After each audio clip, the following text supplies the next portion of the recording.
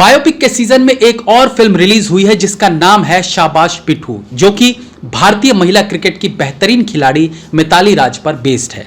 मैं मानता हूं कि कुछ एक फिल्में जैसे मनमर्जियां वगैरह में तापसी पन्नू का अच्छा काम देखने को मिला है, लेकिन क्या तापसी एक क्रिकेटर की बायोपिक के लिए सही चॉइस थी? यह फिल्म किस हद तक दर्शकों को इंप्रेस कर पाई है, इस पर आज की चर्चा रहेगी। रिव्यू करेंगे शाबाश मिट्ठू।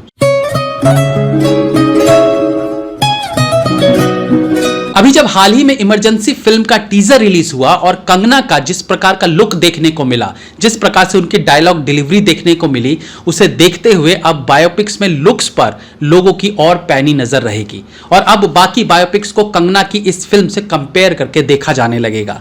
अब अगर हम शाबाश मिट्ठू की बात करें, जहां तापसी पन्नू ने मिताली राज का किरदार निभाया है, उसमें दो चीजें हो सकती थी। यदि आप मिताली राज से लुक्स को मैच नहीं कर पाए तो एटलीस्ट उन्हें ऑब्जर्व करके अपनी एक्टिंग से आप उस किरदार के जितना करीब जा सको आपको जाना चाहिए। बट अनफॉर्चुनेटली तापसी यहां फेल होती दिखी हैं। फिल्म की स्टोरी बेहतरीन है, एक लड़की के संघर्ष की कहानी है, उसके उस देश में क्रिकेटर बनने की कहानी है जहां कुछ साल पहले यदि कोई लड़की बोलती मैं क्रिकेटर बनना चाहती हूं तो लोग हंसने लगते। और फिल्म देखकर भी ऐसा फील हुआ कि कहानी तो सच में इंटरेस्टिंग थी, इंस्पिरेशनल थी, अनलेस कि इसमें अच्छी एक्टिंग और अच्छे स्क्रीन प्ले की मिलावट हो पाती।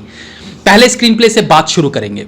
एक स्पोर्ट्स फिल्म में ऐसे बहुत से मौके मिलते हैं जहां दर्शकों में एक्साइटमेंट पैदा किया जा सकता है। स्पोर्ट्स में हीरो के शानदार प्रदर्शन को दिखाना हो, उस शानदार प्रदर्शन से उसके माँ बाप, गर्लफ्रेंड, दोस्तों को इमोशनल दिखाना हो, थ्रिलर सीन्स पैदा किए जाने का स्कोप रहता है जब एक क्रूशियल मैच में लोगों की धड़कनें बढ़ाई जा सके।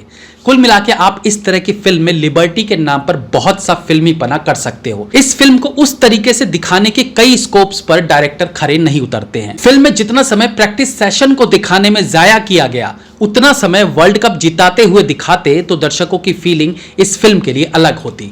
स्क्रीन प्ले बेहद सुस्त है, कहानी इतनी सुस्ती से आगे बढ़ती है कि बीच बीच में बोरियत होने लगती है। 8 साल की मिताली राज से कहानी शुरू होती है जो बड़ी होकर इंडियन वुमेन क्रिकेट टीम की कैप्टन बनती है, लेकिन इस एक्साइटमेंट से भरी कहानी को सुस्त स्क्रीन प्ले कमजोर करता है। कई ऐसे सीन्स थे जिन पर जबरदस्ती का समय जाया किया गया है।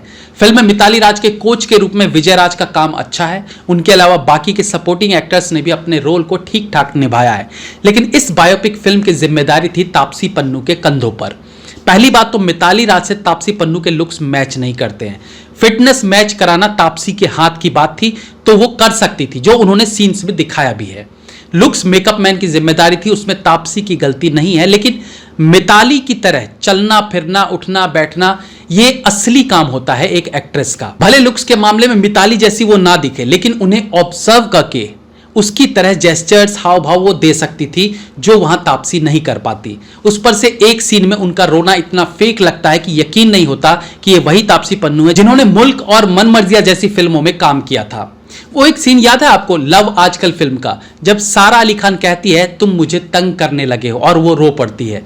वो डायलॉग डिलीवरी जितनी फेक थी, तापसी का रोना उससे भी ज्यादा फेक लगता है, जबकि एक्टिंग के मामले में कहा जाता है कि सबसे आसान रोना ही होता है।